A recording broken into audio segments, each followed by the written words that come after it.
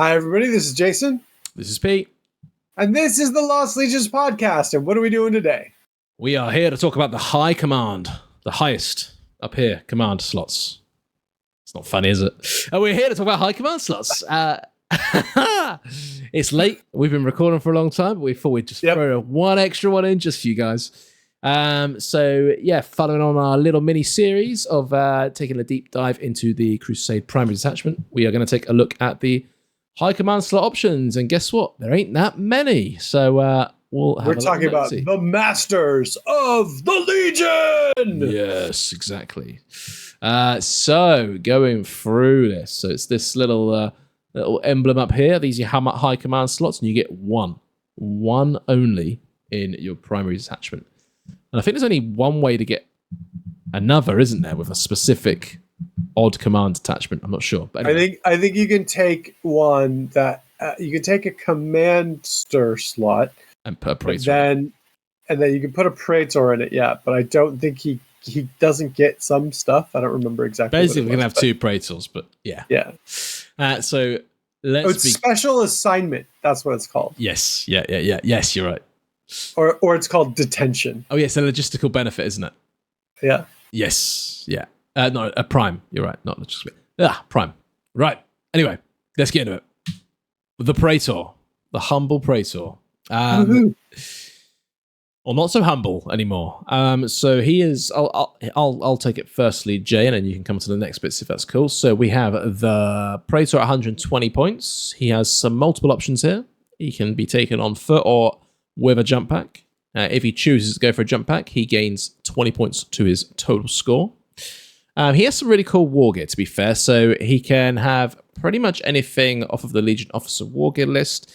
And in addition, he can have a Paragon Blade or an Architect pistol. This is trading out his bolter or bolt pistol, or bolt pistol. I think Paragon Blade's a good choice for him. What do you think initially, Jay? I've played two ways so far with my Raven Guard Praetor.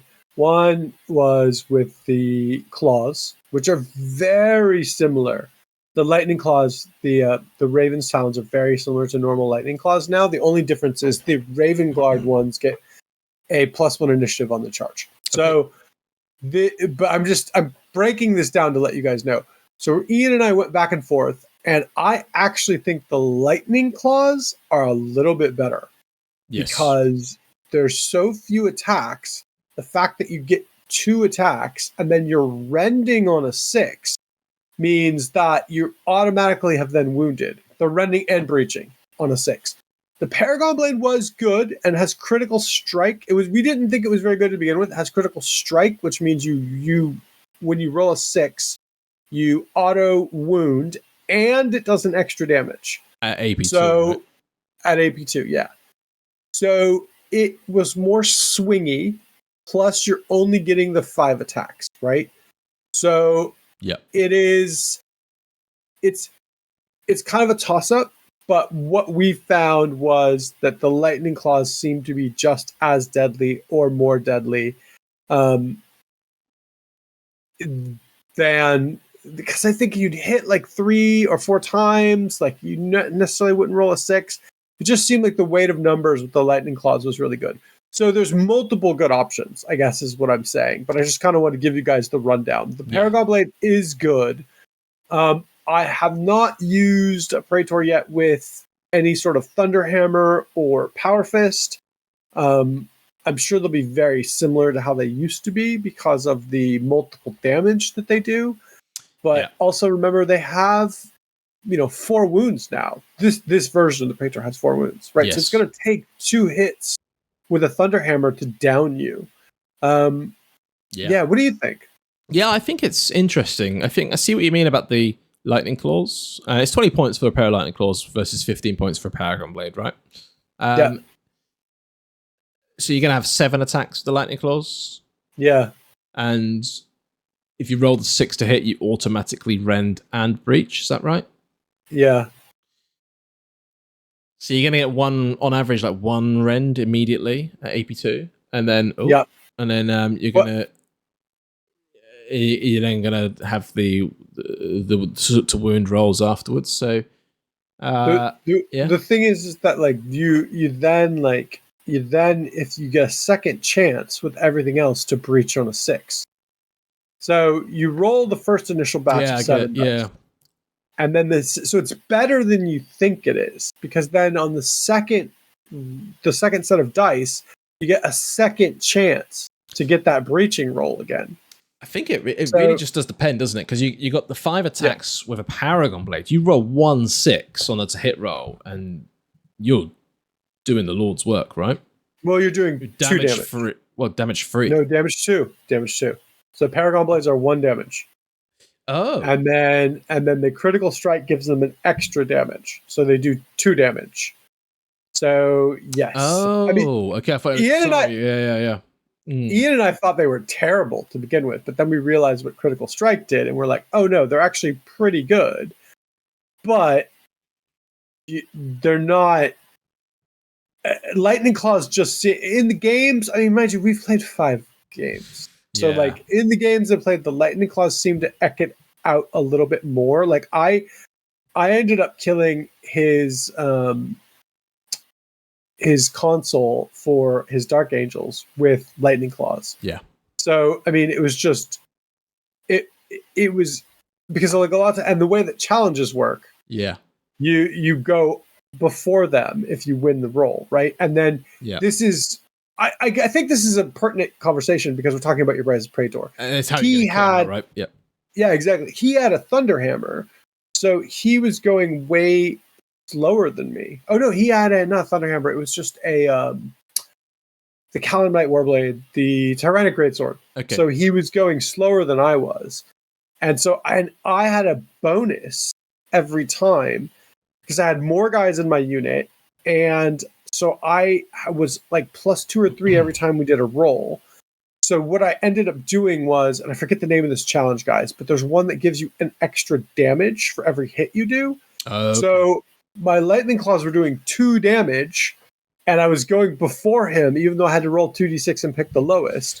So it was like, you can really game the system with your Praetor now. And I think this is pertinent because your Praetors are going to be in challenges. Yeah, so this is it. And yeah, the whole Gambits thing really does shape like these fighting stances essentially on these weapons. And then you're adding in the fact, well, if you can chuck a status effect on your opponent, they're going at initiative 1 anyway. So then, well, do you consider taking a Thunderhammer or Power Fist? Because you're probably going to have the upper on them to then do like some sort of really devastating gambit with the Power Fist. There's so much nuance to it. It's really fun. I think you're right. Arguably, you could have a Paragon Blade and another melee weapon, right? Which is cool. You could have a Lightning Claw. I know you're going to be ignoring the +2 attacks, but there is a lot of flavor you could look at. It's interesting. Well, for modeling, there's a lot of stuff you could do. But I mean, I think I'd rather have like a Paragon Blade and a Power Fist if I was going to do that, right? Yes, I agree. Yeah. Or a Thunderhammer, or Charnable Saber, maybe, and a Power Fist. Yeah. Yeah. Okay. But the Paragon Blade's good. It is definitely good. I just wanted to basically big up Lightning Claws. I thought the Lightning Claws were better than I thought they would be. And again, I think what your Praetor's armed with is going to be important for you because they're gonna be in challenges. And it's gonna be huge. So yeah. Yeah, I think you're right. Because they're going to be in challenges, I think we need to look at the other options that they can come in, right? so that's basically it. So you got all the bayonet options on your bolt. You're never doing this with a Praetor. It's silly for it to be there, but whatever. Cyber Familiar, probably not worth it. You're probably not going to be doing that many intelligence checks with this guy. He's got a decent intelligence anyway. So you got 2 mounted options. So we can take him on an Outrider bike or a Scimitar jet bike. And if you've seen our console video, for some reason, everybody on an Outrider bike is stupider. Yeah, they just dumb down. It's like we don't know why, but they all have 1 less intelligence. Yeah, the Outriders living up in the hills somewhere, just never going to school. That's what it is. Yeah, so what was I saying? So there's a couple of different options now you can look at here. So I think you can assault from outflank. I'm pretty sure you can. So having the bike, albeit -1 intelligence, is maybe something worth considering because you can punch that Praetor into combat. Please let me know if I'm wrong. I think it's only deep strike that you can't assault from. You've got the Firestorm rule on the Outrider, as we know about, which means you can volley fire at full BS going in. There's a few things there. So it's not just a case of the jet bike ignores terrain and it flies over terrain and is a little bit faster. There's a few things to consider. Because you're going to be in challenges, these guys get +1 wound, right, for being on a bike. So you're going to be able to stick around a bit more as well. So really, you're already paying 120 for your Praetor. It's not silly to considering he wants to be in combat, to give him more maneuverability and more toughness is probably more wounds. Sorry, is probably a good thing to consider. 170 for the jet bike, but he also comes with a heavy bolter at least. So yes, and he ignores terrain, right? You know, he can just hop over terrain and get into a combat. Yeah. There's a few things to consider there for sure. I've also found that plasma cannons are better than you expect as well too. Yeah. So plasma cannon is not a bad option either. Yeah, so he can become a real problem. You know, he's the points of a small hover tank at that time, but yeah, he can be a bit of a beat stick. So there's that, or you can sacrifice the maneuverability and go for Terminator Praetor, and then you get +1 toughness as well as +1 wound. But obviously, you're in your movements here, so I've got that wrong. So it's 7-inch movement and Cataphractii is 6-inch. So same stat lines here across the board, near enough. Five invulnerable save for the Tarda too. Thank you. Yeah, well done. You guys get to see how this sausage he still gets a 4 because he's got his eye, because he's a Praetor. So he's got his Iron Halo. Okay, that's what it is. Right. Yeah. Oh yeah, right. They changed it. That's so cool. Yeah. So again, he's got a similar weapon list here. He can still have a pair of lightning claws. He gets a pair of lightning claws for only 5 points more here because he's got a combi bolt and a power weapon as standard rather than just a bolter. So he's 150 points as a Terminator with a pair of lightning claws versus 140 points as a regular Praetor with a pair of lightning claws.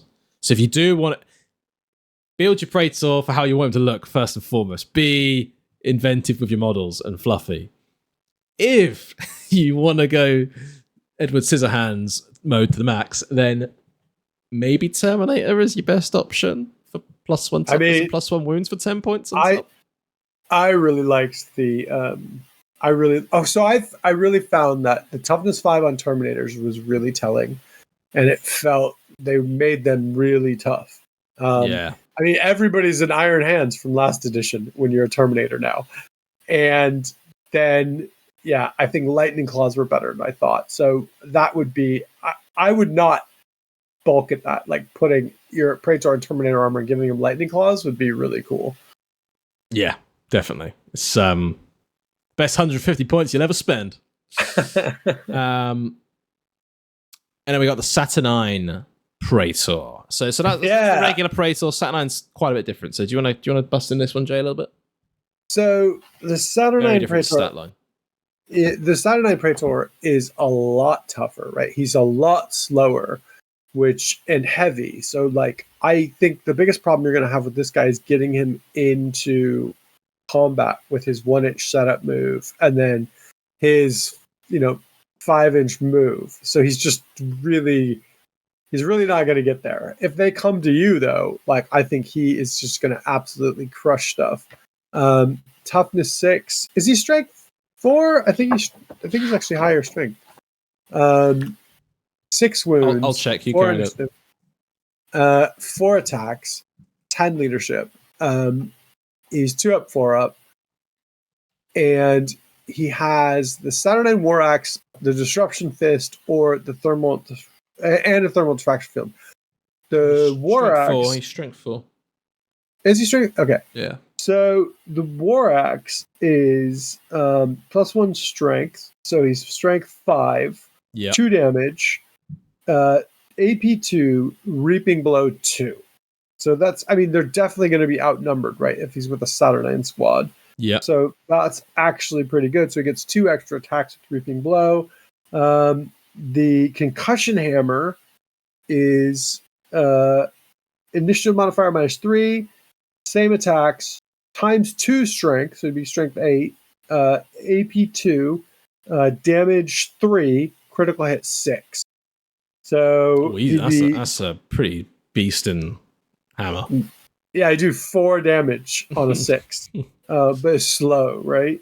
Yeah. The War Axe is initiative modifier, which is really good, like kind of what we talked about before with the lightning claws. The Disruption Fist is -2 initiative modifier, +2 strength, so strength 6, AP 2, 3 damage.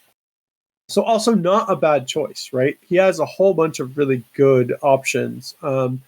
I kind of like the axe the most, I feel. Axe and concussion hammer is it's pretty cool. Yeah, but the other thing is, well, if you're fighting Terminators, the axe is only wounding on a 4. So the concussion hammer might be actually not a bad shout either. So yeah, I think he is pretty interesting. The thermal diffraction grid is the other thing that comes into play here, and that means that Plasma, Melta, and Volkite are -1 strength to wound him, and Las weapons as well. Yeah. Oh, and Las. Okay. Yeah. Not that's going to make much difference because he's toughness 6 anyway, right? So Las Cannon's going from strength 9 to 8. It's not really going to do anything. You're still winning him on 2s. You're winning a 9 hands on 3s. And a Salamander on 3. And a Salamander 3. So, yeah. I mean, it's...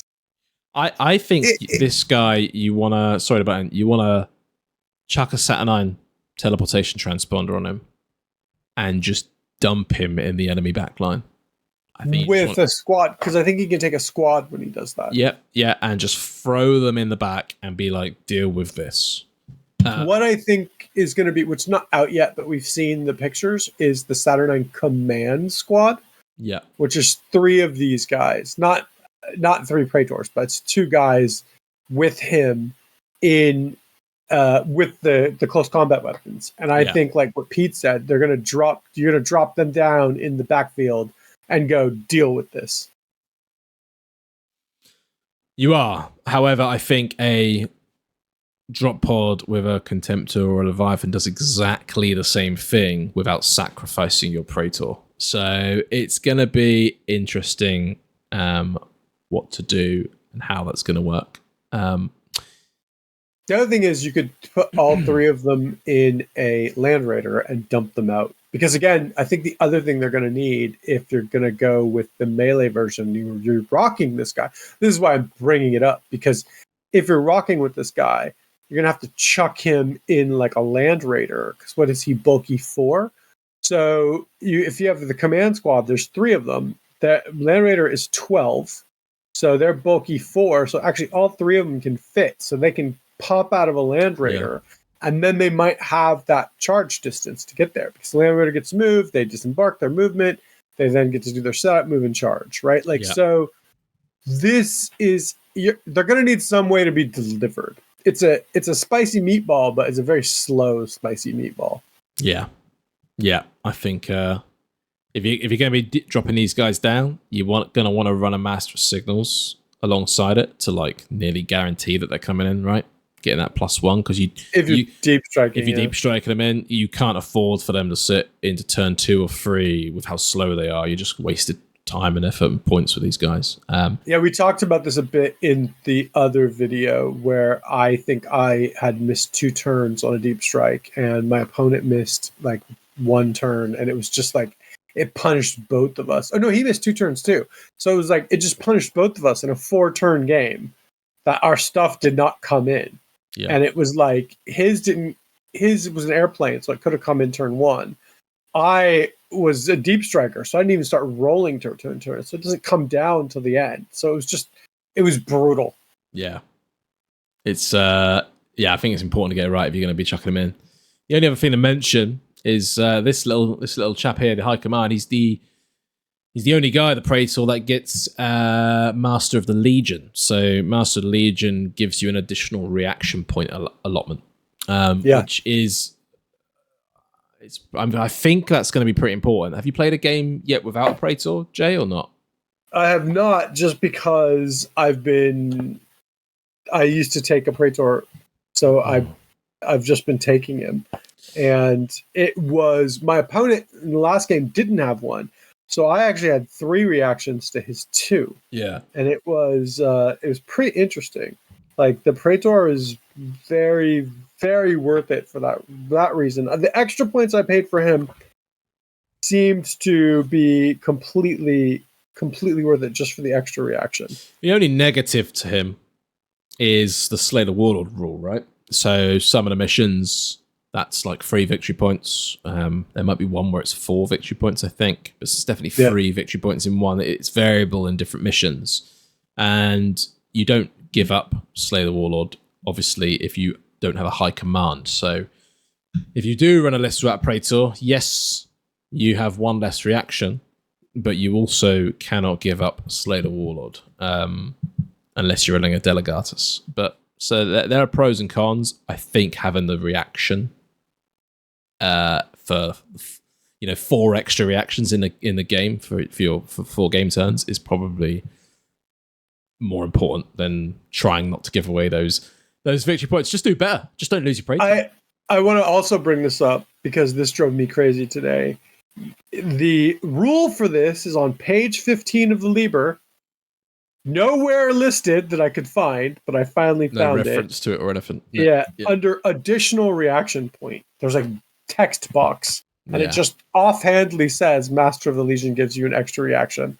So there you go. When you're trying to look it up to find out where it is, it's on page 15 of the Liber. Awesome. Let us know how you're kitting out your Praetors, which weapon combinations you're going for. Are you going Edward Scissorhands? Are you going Cool Sword and Architect Pistol? Or something in between? And let us know what you think about the Saturnine Praetor as well. If you're actually going to be using it, if you think it's definitely going to be better than the regular Praetor, not going to get a shoe-in, it'd be cool to hear your thoughts. Anything else to add on this one, Jay?